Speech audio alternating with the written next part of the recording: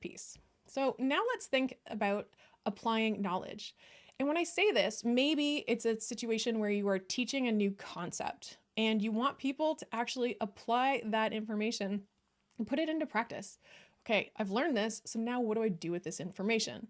For example, when I run 4 tendencies workshops, I teach about the 4 different tendencies and how you might communicate differently with a person of a different tendency than your own. So then I want people to go into a breakout room in small groups and to actually discuss, now that we know this, now that we know our tendency, how do we communicate differently with people so that we get a little bit more out of them, or that we can have a more effective relationship with that person. So it allows them to take that information right away and then apply it. And that's really powerful. The other thing is maybe you're using this for a meeting and you want people to discuss, okay, now that we've discussed this, or you have this update, what are we going to do about it? Or you can even break people into groups and each group can discuss a different component. There are a lot of different ways that you can use this, but what it does is gets people on just on this topic right away, and they can kind of get their hands dirty and start working on that subject right in the moment, so that as soon as you learn it, you can actually take action and figure out what's next.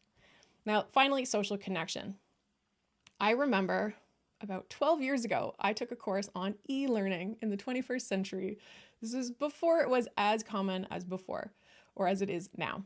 And one of the things that really, really stood out, and I have never forgotten, is that when it comes to an educational environment, there are sort of 3 things that have to be there. One is the content, what you're actually learning.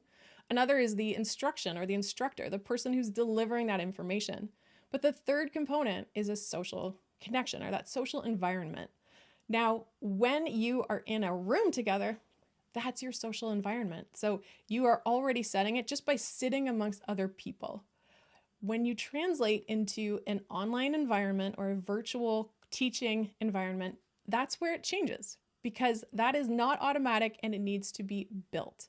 Yes, you might still have content, and yes, you might have an instructor, but you don't always have that social connection.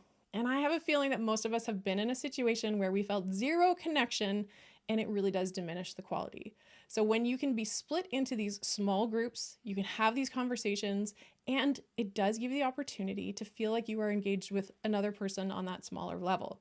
Now that we've shifted primarily to virtual contact and Zoom meetings, we are spending a lot of time in the meeting, but not necessarily those small moments before a meeting, like sitting down to the person beside you and chatting before the meeting starts, or taking a little break in the middle and having an opportunity to just talk about whatever you want.